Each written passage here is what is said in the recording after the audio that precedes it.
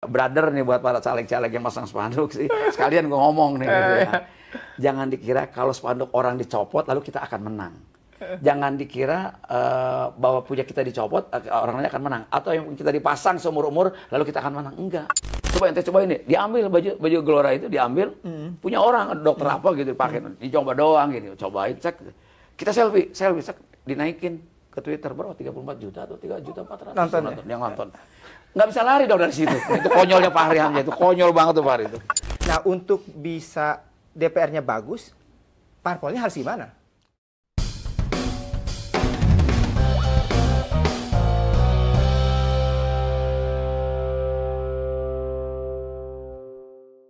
Hai Sobat Rakyat Merdeka, kembali lagi kami menjumpai Anda dalam podcast Ngegas di Rakyat Merdeka bersama saya Ujang Sunda dan rekan saya Siswanto. Halo. Kita sih awalnya hari ini mau bicara Pilpres juga. Tapi ternyata selain masalah Pilpres ada juga masalah yang urgent di negara kita ini, yaitu kondisi DPR kita. Banyak yang bilang bahwa kondisi DPR kita ini sekarang ya DPR ya kalau dulu kan terkenal dengan 3D ya. Kalau sekarang orang banyak bilang bahwa DPR kita itu membebek. Nah, kayaknya kita seru juga untuk membahas ini.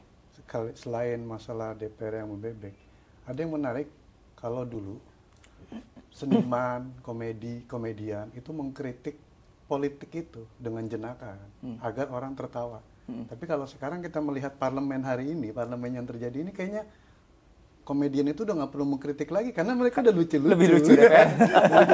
Nah, sekarang tamu kita hari ini adalah seorang mantan komedian Yang udah nggak lucu. dan juga mantan anggota DPR yang sekarang lagi terjun lagi ke DPR nih. Iya. Bener nggak sih sebenarnya? Dia sekarang tamu kita ini sekarang di partainya udah beda lagi. Dulu merah, sekarang biru. Sekarang dia adalah Wasekjen Partai Gelora, Bang Deddy Gumelar atau yang kita kenal Bang Ming. Bang Ming. Assalamualaikum Mas Sis. Kang Ujang. Terima kasih udah datang, Kang. Iya, terima kasih saya dikasih kesempatan untuk bicara di sini. Tapi benar nggak tuh apa yang saya bilang itu, bahwa sekarang itu kita komedian nggak perlu stand up memparodikan masalah politik karena politisi aja udah lucu-lucu sekarang. Kayaknya banyak benernya deh. Itu Mas Sis. Ya, saya kira soal lucu dan lucu sangat tergantung conditioningnya ya. Artinya lucu itu yang seharusnya dia mengerjakan sesuatu, tapi dia mengerjakan sesuatu yang lain. Gitu. Itu juga bisa.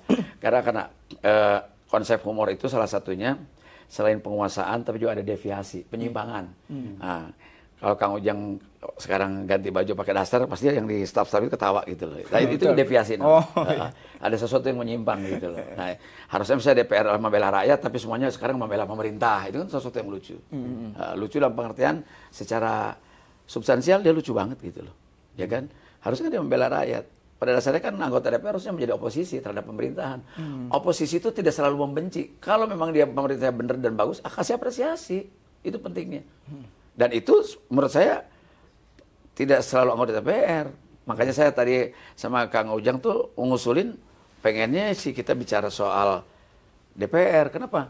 Bicara presiden itu satu sama lain tim suksesnya udah saling membela pada jagoan-jagoannya. Yang nggak ada membela ini adalah masyarakat. Masyarakat kapan memilih, besok diminta memilih, tapi tidak boleh dikasih tahu bahwa yang harus dipilih itu orang baik atau tidak. Nah, itu. Gitu loh. Ya kan? Nah, satu kejadian saya ke Dapil misalnya. Saya senang banget ada satu kelompok masyarakat di satu tempat, satu komplek rumah. Itu betul-betul kayak nguji saya. Dites kita tuh.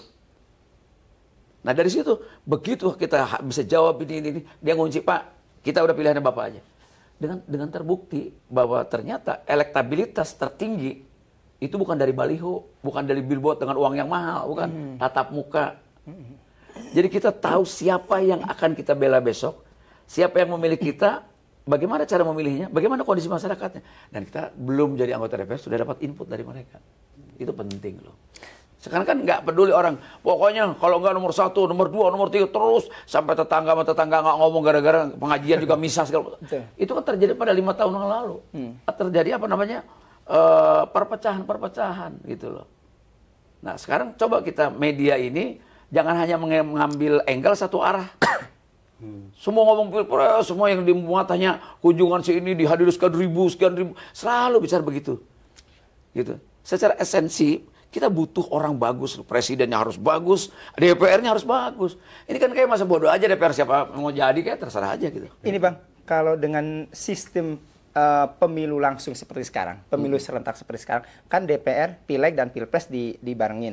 Nah, itu gimana caranya agar dapat anggota DPR bagus, sedangkan dia tidak dapat porsi seperti kampanye di seorang Pilpres? Ya, menurut saya sih nggak ada pilihan kecuali memang tugasnya ini ya. Dan ini kalau akibatnya misalnya pemilu jadi mahal, kita anggota DPR sendiri, yang bikin undang-undang sendiri sekarang begitu nyalik lagi repot. Repotnya apa?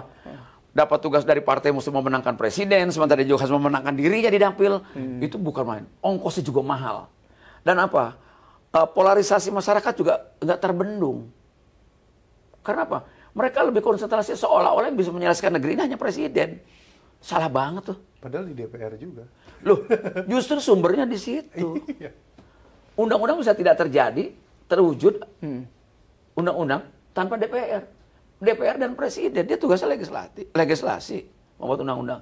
Nah, ini harus ada pencerahan. Makanya saya bilang, politisi kayak kita ini, seyogianya tidak hanya berpikir soal menang dan kalah. Dia harus memposisikan diri sebagai public educator. Gitu loh. Bagaimana mencerdaskan masyarakat? Agar masyarakat tidak dididik hanya beli kucing dalam karung. Tiap 5 tahun kayak begitu. Caleg, yang dipilih nggak ngerti siapa yang milih, yang milih nggak ngerti siapa yang dipilih. Kenapa? Yang datang cuma tim suksesnya sama bingkisannya, sama duit gocap. Mungkin dari sana capek dipotong gocap sama tim sukses. Namanya tim sukses. Iya. Jadi tim sukses itu harus sukses dia. Sebelum calonnya sukses dia sukses dulu. Mau calonnya kalah pun dia tetap sukses. Nah, iya makanya. Nah jadi saya tadi ngajak ngobrol sama teman-teman di di RMI ini, saya kepengen yuk ada yang angle tidak terbidik oleh media secara umum. Media sekarang tertuju kepada pilpres terus bicara dan terlalu memberhalakan lembaga survei. Gitu loh. Real di lapangan tuh kita mesti lihat. Mereka masyarakat harus tahu siapa yang dipilih seperti apakah gitu loh. Saya kalau di masyarakat itu sampai kayak gini, ibu kalau kurang yakinkan saya setelah saya pidato gini, setelah ketemu ibu pulang, ibu istiqoroh, orang baik atau bandit gitu. Sampai kayak gitu saya. Saya kira apa? Saya nggak berdosa. Saya tidak mau jadi masalah buat dia juga. Nah kita harus didik mereka. Dari situ baru kelihatan kualitas orang. Nggak minta apa-apa tuh. Tapi cuma butuh waktu, butuh capek. Sekarang ini kan parpol ya, kan DPR itu kan tetap aja andil besarnya dari parpol. Dia yang menentukan nomor urut, dia yang menentukan jadi caleg atau tidak. Nah, untuk bisa DPR-nya bagus, parpolnya harus gimana? Kalau saya mau urut dari atas Kang Ujang ya. Kalau mau negeri ini tertib rapi, parlemennya beresin loh. Nggak kayak sekarang gini. Yang tidak terkesan. Ketika minyak goreng hilang dan susah gitu, mereka nggak hadir untuk membela yang para pemilihnya itu ya. Hanya waktu yang bisa menjawab. Nggak tahu turun sendiri atau gimana gitu. Memang ada kebijakan pemerintah tentu harus kita hormati. Akan tetapi lebih sering yang saatnya harus mereka hadir membela masyarakat tapi tidak. Kecuali masalah itu seksi banget baru ngumpul tuh anggota DPR tuh. Nah maksud saya parlemennya beres. Kalau parlemennya mau beres, anggota DPR-nya beresin. Kalau anggota DPR mau beres, partai politiknya bisa tertibin. Tertibin dalam pengertian gini, sistemnya gitu. Nggak bisa tiba-tiba bikin undang-undang sekarang lalu berlaku sekarang gitu loh. Undang-undang itu begitu ketok palu kan 2 tahun kemudian harus ada PP-nya, harus ada petunjuk pelaksananya kan, nggak bisa serta-merta digunakan, gitu. Misalnya hasil MK hari ini, kan seyogianya akan datang digunakan gitu. Nah, kita balik lagi ke sini, ini kan sebetulnya sistemnya, misalnya gini, presidensial threshold 20%, semua partai besar pun nggak bisa jadi menyalonkan presiden. PDIP bisa. Ya PDIP hanya satu, kan tidak semua seperti PDIP. Iya. Hanya satu. Golkar juga partai besar, Gerindra partai besar, kan semua butuh orang lain. Nah tapi kalau 0%, semua orang punya calon presiden, kendati pun tidak mungkin terjadi. Kan kalaupun bebas tanpa threshold, tiba-tiba ujung-ujung Ujang Sunda jadi capres, atau ujung-ujung Bing nyapres, kan enggak lah. Tetap harus lewat partai politik, dan orang punya kapasitas, punya segala macam tas-tas lain yang lainnya gitu. Orang ntar maju jadi yang mau nyapres semua pada bikin partai karena 0%. Loh, Tambah banyak bukan. lagi. justru itulah dengan itu maka ada pembatasan. Bikin undang-undang baru tentang pembatasan jumlah partai politik kan bisa. Ya kan? Bisa kan? Itu tergantung kemauan politik orang sebetulnya. Nah, Threshold itu kan untuk membatasi sebenarnya. ya tapi threshold itu 20% membatasi jumlah calon presiden. Parpol yang 4% Sebentar. itu kan juga. Itu membatasi, betul, membatasi. Kalau bisa mungkin parliamentary threshold-nya ditinggian. Jadi partainya jadi sedikit. Tetapi calon presiden tidak perlu gitu. Karena sudah biar mereka yang punya ini punya calon. Tapi yang ingin saya balikin tadi, sekarang presidensial threshold 20% itu hasil pemilu 5 tahun yang lalu, brother. Sama juga antum makan hari ini hasil masak 5 tahun lalu, kira-kira enak nggak?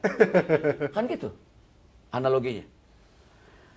Yang 5 tahun lalu milih mungkin sekarang udah mati. Yang hari ini mau milih, dia belum memilih, belum menghasilkan threshold ini. Kan sebaiknya kayak dulu undang-undang itu misalnya gini. Hari ini bulan ini pileg, 2 bulan 3 bulan kemudian pilpres. Jadi hasilnya murni. Oh, hasil saat ini. Karena peristiwanya Masih anget. yang lagi on gitu loh. Oh, hasil pemilu yang sekarang gitu loh. Itu baru kelihatan fair. Sekarang kalau misalnya itu threshold itu 20%, oh partai A 5%, berapa? 7%, partai I 21%. Kalau dia pemilu hari ini belum tentu dia dapat 12% atau 20% loh. Gitu loh maksud saya. Iya. Bisa saja penurunan. Ada penurunan kepercayaan dari publik gitu loh. Nah, jadi maksud saya perbincangan ini saya ingin mengarahkan bahwa bahwa pilpres penting. Lalu pileg tidak kalah penting. Sebab apa? Pilpres itu kan memilih hanya 1 orang. Dan wakilnya 1 orang. Lalu calon ini 1 orang. Kalau DPR kan ratusan orang. Kan butuh perhatian. Nggak bisa hanya karena anak pejabat baru 21 tahun jadi anggota DPR. Dan DPR bukan tempat latihan loh. Tempat bertempur, betul-betul memperjuangkan masyarakat gitu loh. Tempat merubah negeri ini ada di situ gitu. Karena sumbernya di situ. Dasarnya perubahan sistem dan kebijakan itu adanya di situ gitu. Ya sekarang gimana? Kita parlemennya mau bagus, maka partai bagus. Partai bagus adalah partai yang kaderisasinya berjalan. Iya. Ada yang 3 hari baru jadi ketua umum partai, gimana? Ya itu kan faktanya kan. Itu kan memberikan kontribusi seolah-olah gitu. Kalau mau fair coba, betul nggak? Partai itu di semua lini. Kalau diverifikasi faktual seluruhnya, yakin partai yang lama pun yang existing lengkap. Saya nggak yakin tuh. Apalagi Iya. teranggota. Jadi semuanya memberikan pengaruh sistem akhirnya apa? Ya bukan hanya sekedar tidak berkah hidup kita ini, negeri ini. Tapi juga masyarakat terdidik dengan hal-hal yang spekulatif. Yang kayak tadi saya bilang, calegnya malas turun ke bawah karena dia punya uang, dia kirim tim sukses dengan karungnya dan sebagainya. Akhirnya orang dibiasakan membeli kucing dalam karung selalu gitu. Tidak punya kejelasan gitu. Gitu. Nah, sekarang Padahal anggota DPR itu lebih mungkin dekat dengan masyarakatnya ketimbang presiden. betul. Karena presiden kan di puncak. Iya. Jadi kalau ada apa-apa, saya bilang analogi ke masyarakat. Saya selalu gitu. Kalau Kang Sis ini ada anggota DPRD Kota Bekasi misalnya, dapil saya gitu. Lalu saya bilang ibarat itu Kang Sis itu tinggal di Bekasi. Kan bukan berarti tidak punya saudara di Grogol ya. Mungkin di Bandung ya. Tapi kalau ada musibah di rumah Anda, itu Anda nggak lari ke Bandung dulu nyusunin saudara kan? Kan tetangga. Kalau ada kematian di rumah ini, yang masang tenda tuh tetangga tuh. Itu DPRD. Analoginya begitu. Pegangin kakinya dia. Sekarang saya tanya, setiap saya hadir di pertemuan masyarakat, nggak ada yang apal tuh anggota DPRD-nya padahal kecil loh kota atau kabupaten. Kenapa akibatnya? Dari prosesnya. Yang ini jarang datang setelah jadi. Dan nggak datang sebelum jadi. Dan itu nyata. Gitu loh. Kalau di Gelora, nah untuk mencetak anggota DPR yang baik, apa langkah-langkah yang dilakukan? Ya tentu dengan ya pemahaman tentang buat apa fungsi politik, terus apa tujuan dan motif kita hadir di sini gitu. Kayak saya kan 2014 terakhir ya jadi anggota DPR.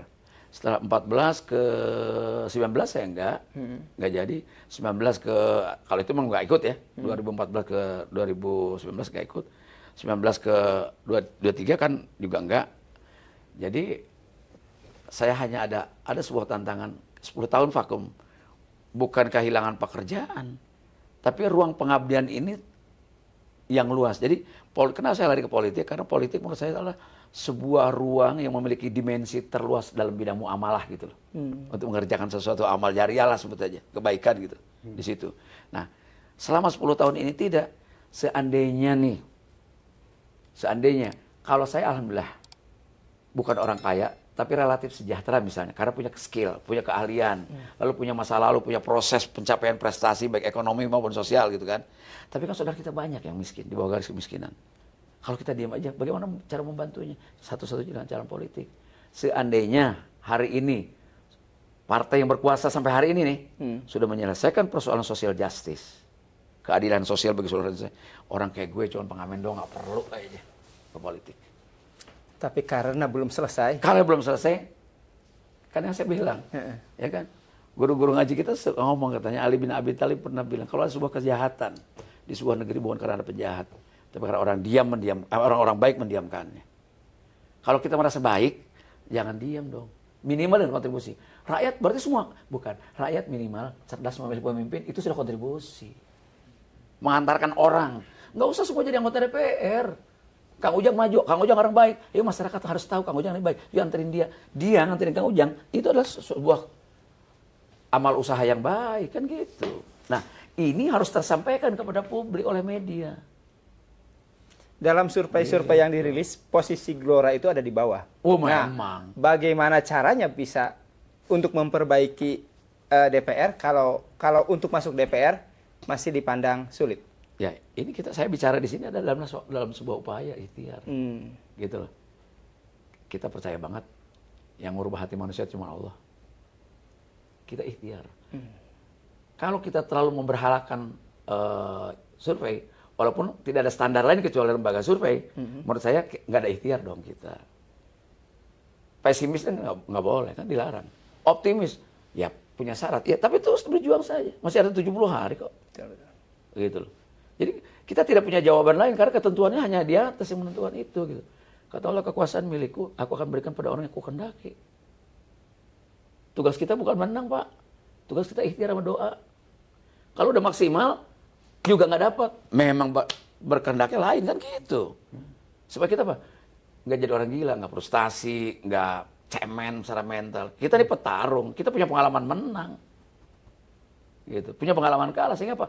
Tiru-tiru lapangan, dalam praktek komunikasi kan kita udah paham bagaimana. Buktinya apa? Bisa satu komplek, oke Pak Ming, saya percaya Pak Ming. Itu kan satu kunci, itu ikhtiar. Walaupun harus berkomplek-komplek kita datang. Yaitu berjuang. Betul.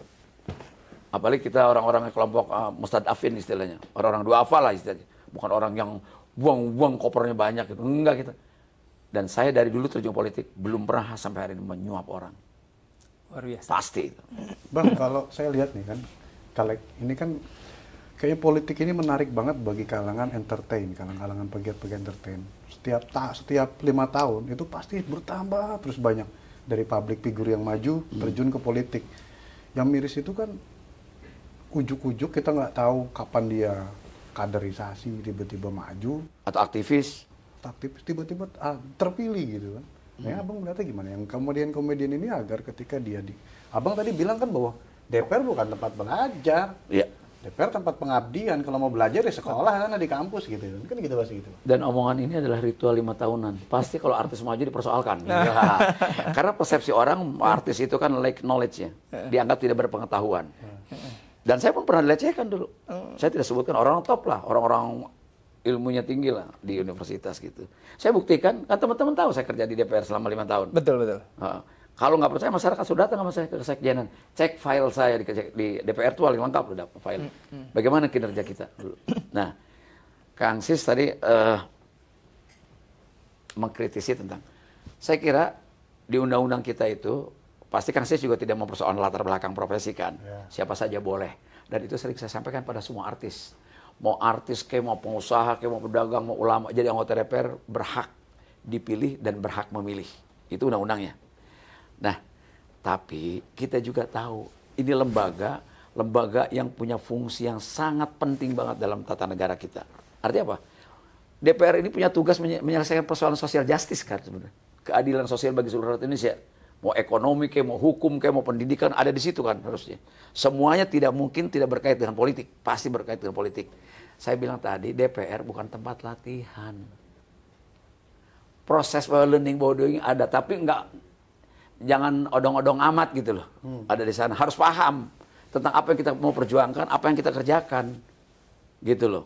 Jadi harus udah siap tuh. Nah, sekarang Kang, bukan cuma mungkin artis yang jangan dipojokkan, anak pejabat juga banyak yang odong duduk di situ. Tapi nyatanya terpilih. Terpilih itu berbeda dengan sifatnya yang kualitatif dengan kuantitatif kan.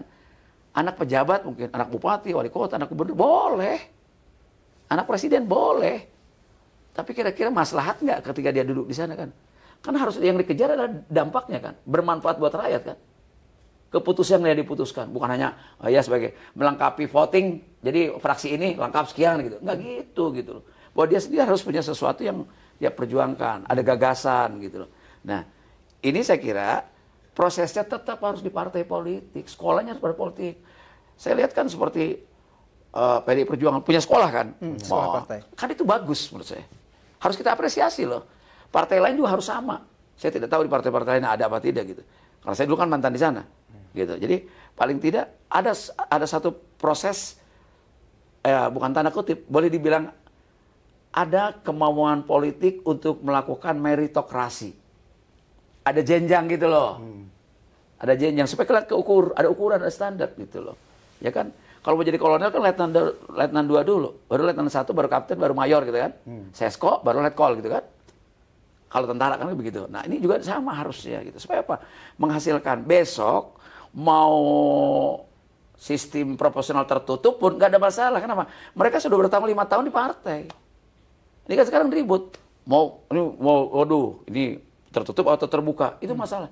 Kalau sudah terlatih, terdidik semua, orang nggak ada masalah tuh, mau terbuka silakan, mau tertutup juga nggak ada masalah. Jadi kalau nanti si masyarakat yang memilih, kalau ada calon dalam satu dapil itu 6 kursi gitu, dia mau milih siapapun, dia orang baik gitu loh. Gitu loh maksudnya. Nah, jadi harus betul-betul orang yang kompeten, kapasitas, kapabilitas, kompetensi harus ada. Sebab apa? Ini tugasnya memperjuangkan keadilan sosial bagi seluruh rakyat Indonesia. Bukan ece-ece cuma sekedar ini terus duduk gitu kan, ketika capek ngantuk dia pergi, begitu itu nanya, habis nanya dia pergi, begitu dia jawab pemerintah dia nggak ada gitu. Bang lihat DPR hari ini nggak Bang? DPR itu sekarang kalau paripurna itu paling hanya hadir 20 orang, 30 orang dengan alasan ada yang sebagiannya melalui Zoom gitu kan. Itu pun tabal cuma berapa orang. Dulu itu kan, misalkan Abang waktu masih jadi anggota DPR, cukup 1/4 nggak masuk, itu udah rame kita mengkritis gitu, banyak kritik. Sekarang itu kayaknya semua juga udah nggak terlalu ini, apa karena emang udah malas juga bicara masalah DPR? Saya nggak bisa komentar karena saya tidak ada di sana, tapi menurut saya dari zaman saya sih masih lebih baik dulu jumlahnya, kan masih juga di sana kan. Jadi sekarang ya itulah saya pikir kalau mau parlemennya baik tergantung isinya, tergantung anggota DPR-nya. Anggota DPR motifnya ke situ mau ngapain? Apa cuma membangun network atau ngejagain usaha dia agar dia punya gampang telepon sana telepon sini gitu. Gitu loh. Sehingga yang harus dibelain sama dia yang tercecer di kampung-kampung becek, di gang-gang yang tanahnya digusur, tidak ada yang belain gitu loh. Ya kan? Ini protes kita, saya kemarin tuh di tahun 2019 waktu ramai polarisasi terbesar itu, saya protes kepada 2 tempat. Pertama DPR, yang kedua apa? Media.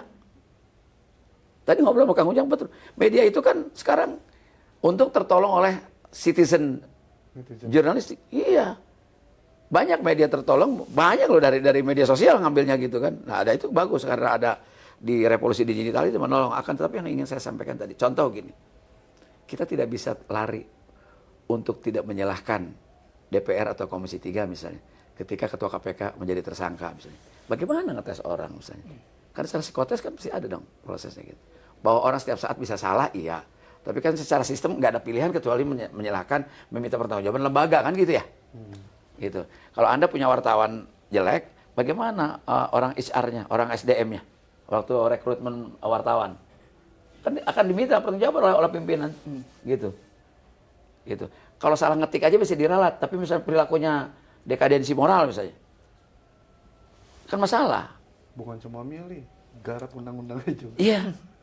Justru itu bukan hanya saya ngalamin 5 tahun. Saya belum pernah terlibat dalam penyusunan undang-undang sebelum jadi anggota DPR. Saya ceritakan, dari 15 orang bisa hanya 4 orang saya sampai subuh. Pernah.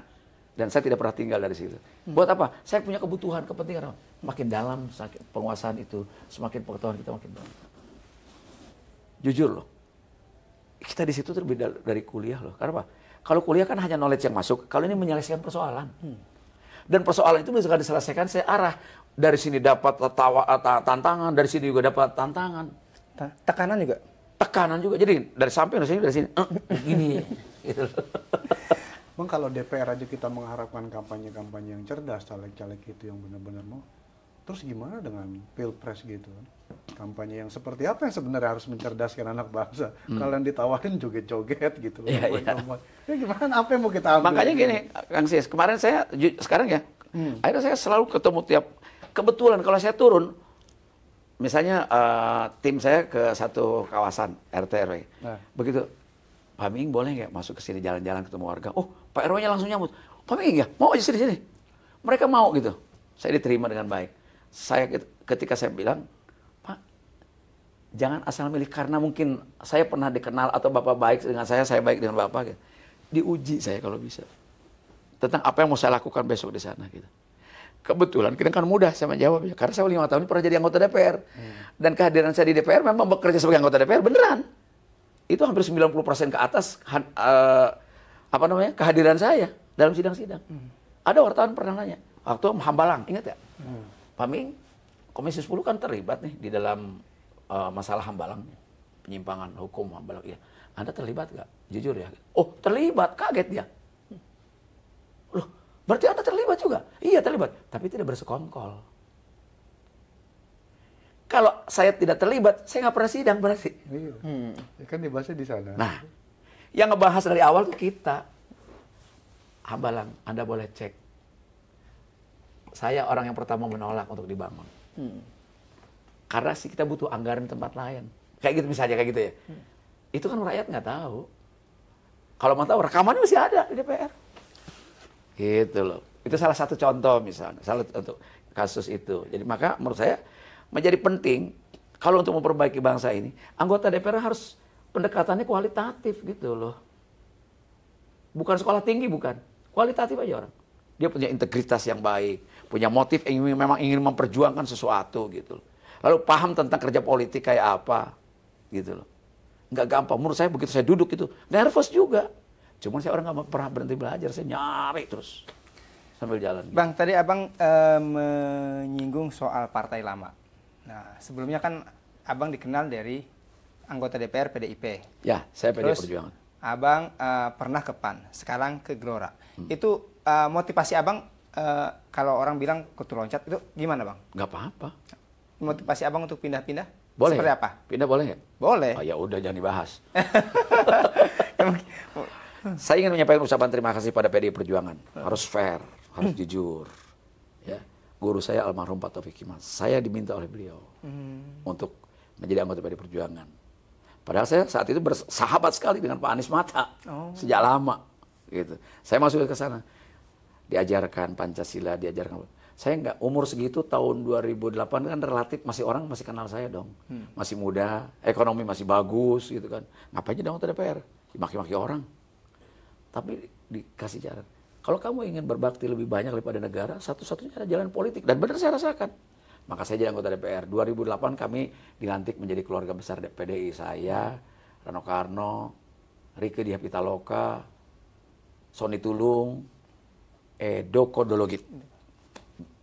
Nah, berlima kita di sana. Lalu saya disuruh tarung, disimpan di Banten, Pandeglang Lebak, menang. Gitu. Jalankan di anggota DPR. Itu saya terima kasih pada PDI Perjuangan, pada Bu Mega, pada Pak Taufik yang memberikan ruang pada saya untuk belajar politik di situ dan saya praktekkan gitu. Saya tidak mungkin lupa itu, nggak bisa. Apapun orang bicara tentang PDI Perjuangan, saya pernah ada di sana dan saya pernah menikmati kesempatan lalu saya belajar. Saya nggak bisa bicara seperti ini kalau tidak punya ruang itu mungkin ya. Gitu. Nah untuk itu bahwa saya setelah itu tidak. Tahun 2014 saya tidak lagi diperkenankan masuk waktu itu ke DPR. Nah, berarti saya sampai 2017 saya dalam politik nganggur gitu. Nah, ketika saya pulang ke Banten diminta oleh tokoh-tokoh masyarakat di Banten itu untuk maju lagi. Karena mereka merasakan bagaimana kinerja saya di dapil itu. Saya nggak punya partai, saya bilang. Udah cari partai deh. Gitu. Saya kebetulan kenal baik dengan Pak Amin Rais sejak 98. Saya dekati Pak Amin, ketemu, ya bersambut lah. Diajaklah, dikenalkan dengan Pak Zulkifli Hasan. Maka saya masuk ke PAN. Dan ikut dari PAN untuk bertanding. Di Banten lagi? Di Banten dengan dapil yang sama. Gitu. Kan setiap partai di setiap daerah karakternya beda, penerimanya berbeda, otomatis di situ akan mengakibatkan pada elektabilitas, bukan hanya pada person, pada partai itu sendiri gitu loh. Pemahaman orang di situ kan kalah di situ. Lalu saya sudah tidak di sana lagi. Kalau ada orang mengatakan kutu loncat dan sebagainya, saya kira nggak ada masalah kan. Karena mereka saya kan tidak perlu menjelaskan kondisi yang sebenarnya kan, menjadi tidak etis gitu kan. Nah lalu lama-lama 2000 kan sudah tidak di PDI ya, pindah ke PAN. Dari PAN tidak lagi setelah Kongres kejadian yang lempar-lemparan kursi di Kendari itu. Saya nggak ikut ke sana. Nah udah setelah itu 2021 COVID itu kita komunikasi sama Pak Fahri Hamzah, Pak Anies kembali intens dari mulai Garbi itu saya komunikasi. Belum tertarik untuk itu. Lalu setelah itu 2019 kan mereka jadi partai. Saya main. Ada kejadian lucu sebenarnya sih. Saya bilang, saya mesti ketemu Anies Mata. Dengan Pak Anies Mata ini udah biasa dialog kan.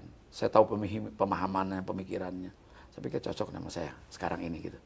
Udah jalan ketemu, ngobrol, komunikasi, terus bolak-balik lah gitu. Belum memutuskan untuk masuk gitu. Bahkan satu ketika saya datang ke DPN itu, ketemu Fahri Hamzah. Ji, apa kabar Ji? Biasalah, peluk-pelukan udah lama gak ketemu. Ente udah punya baju gini nih, baju Gelora yang biru keren loh. Belum. Coba ente coba ini, diambil baju Gelora itu diambil, punya orang dokter apa gitu pakai, dicoba doang gitu, cobain cek. Kita selfie, cek, dinaikin ke Twitter berapa 34 juta atau 3.400.000 nonton yang nonton. Nggak bisa lari dong dari situ. Itu konyolnya Fahri Hamzah, itu konyol banget tuh Fahri itu. Saya tidak merasa dijebak karena emang saya juga punya rencana. Cuman saya pikir tidak sedini itu gitu loh. Ya udahlah gitu loh. Itu bukan cerdas, itu cerdik. Tapi kalau untuk dapil nih Bang, Abang DPR di Banten 2. Terus pernah nyalon wali kota di Kota Tangerang. Nyalon wakil bupati. Bukan nyalon, dicalonkan. Dicalonkan wakil bupati Karawang. Sekarang dapilnya Bekasi. Ya. Nah itu gimana? Ya nggak gimana. Maksudnya kan basis suaranya gitu kan. Beda-beda untuk membangun basisnya seperti apa? Selalu orang selalu berlanjut pada basis gitu ya. Nggak ada ikhtiar gitu loh. Ya kan? Bahwa tidak bisa juga.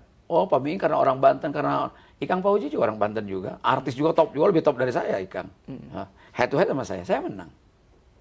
Jadi sangat tergantung pada kita, karena politik is communication. Jadi bagaimana kita berkomunikasi dengan publik itu menjadi penting. Saya bukan orang Bekasi, saya tinggal di Bekasi sekarang. Mereka ketemu saya nggak kayak orang lain, kayak orang lama aja. Tergantung kemampuan kita komunikasi kan. Sebetulnya bagaimana menghantarkan isi kepala kita pada mereka. Mendelivery niat kita kepada mereka itu menjadi penting. Makanya di survei itu, betul, elektabilitas tertinggi orang itu tatap muka, bukan billboard, bukan Instagram, bukan. Jadi kalau balihonya disobekin, copotin juga nggak usah khawatir lah Bang ya? Oh, enggak, hari ini dipasang, besoknya nggak ada gimana? Sekarang saya ada, kemarin saya udah lama berbulan-bulan tuh.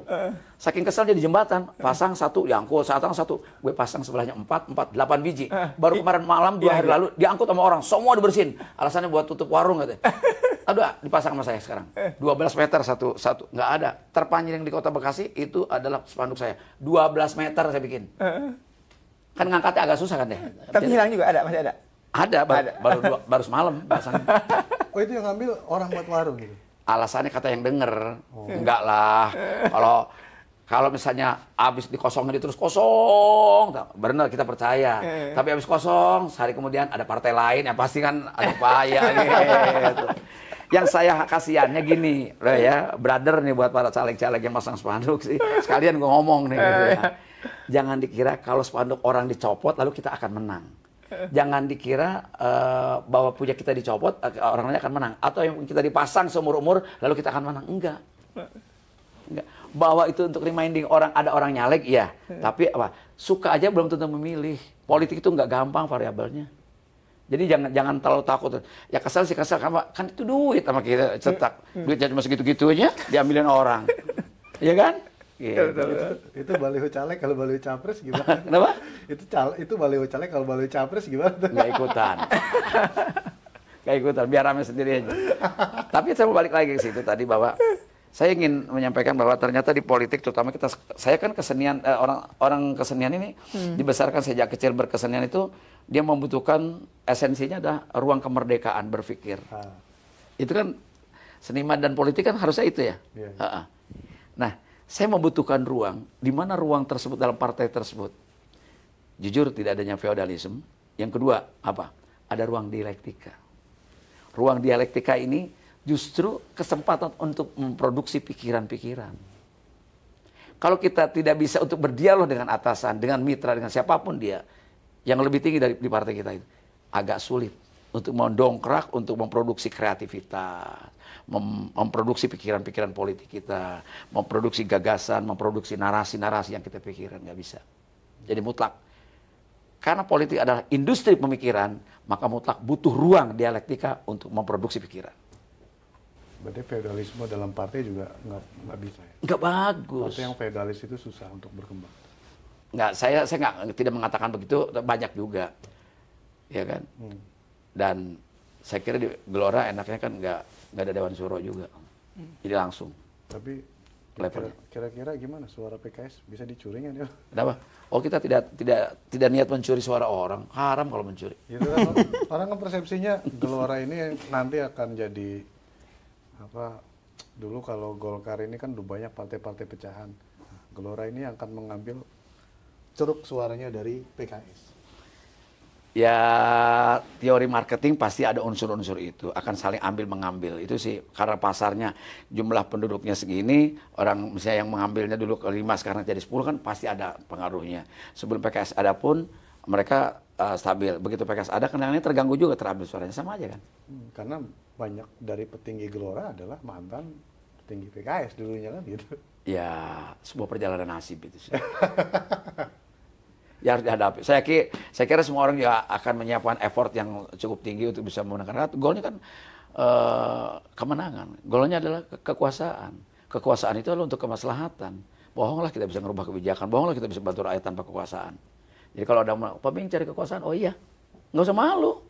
Bagaimana mungkin kita di politik tidak punya kekuasaan? Mau merubah apa? Tanpa kekuasaan. Saya punya pulpen mahal, nggak bisa tanda tangan tuh. Paling kwitansi. Coba duduk DPR, walaupun pakai pulpen buntung, jadi tuh. Ratusan miliar, bahkan triliunan anggaran itu kita ikut tanda tangan. Itulah kekuasaan. Jadi buat teman-teman caleg-caleg, jangan malu kalau kita dituduh oleh orang mencari kekuasaan. Yes, karena kebijakan hanya bisa dibuat oleh orang yang berpunya kekuasaan. Gitu. Mantap. Ini Bang, jadi sebelum akhir itu kita biasa ada pertanyaan kuis. Ada kuisnya, ada 5 pertanyaan, jawab cepat.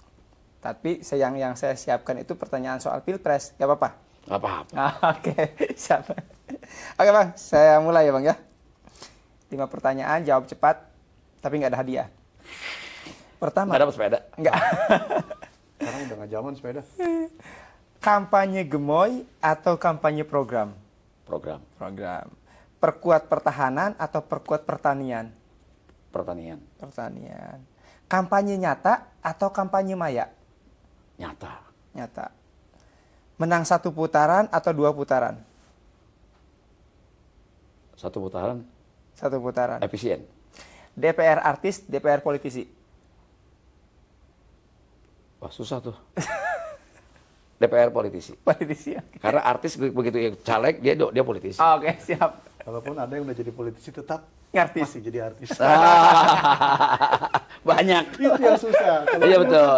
Enggak, kalau dulu saya lihat banyak kan artis-artis yang terjun ke politik, tapi dia ketika sudah di politik, pure dah 100. Saya 5 tahun tidak melakukan pekerjaan dunia kesenian. Selama 5 tahun. Makanya sekarang kalau kita lihat di TV, oh ini orang nih sebagai anggota DPR apa sebagai artis nih? Saya 5 tahun masih nggak pernah menerima order apa namanya ya jadi pemain pelawak atau apapun sih itu enggak 5 tahun itu. Bukan karena tidak ada permintaan, karena kita sekarang gini, kalau serius di DPR jangankan main film, jangankan melawak gitu. biasa nemenin anak ngerjain PR, itu udah nggak sempet. Nganter, ngambil rapot, udah emaknya, semuanya 5 tahun nyaris. Bahkan nyetir pun nggak bisa. Karena duduk, baca bahan rapat, ya kan? Baca undang-undang. Saya di jalan udah telepon.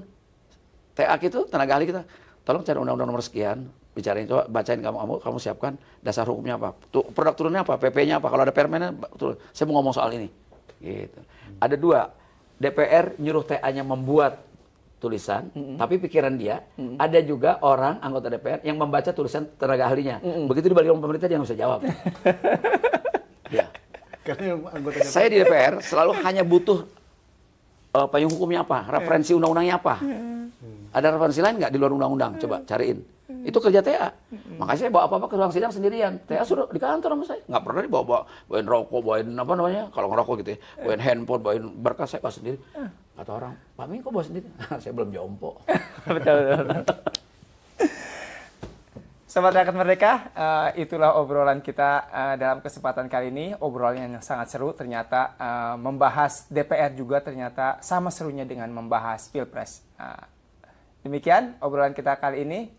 Jangan lupa like and subscribe YouTube Rakyat Merdeka TV untuk kita terus berkreasi, menghasilkan narasumber yang seperti Bang Ming ini. Tertawa, tapi serius tapi tertawa. Gitu. Lupa. Jangan lupa tanggal 14. Oh, jangan lupa tanggal 14 Februari. Ya, dapilnya Kota Bekasi dan Depok. Sekian, terima kasih. Bang, terima kasih. Terima kasih.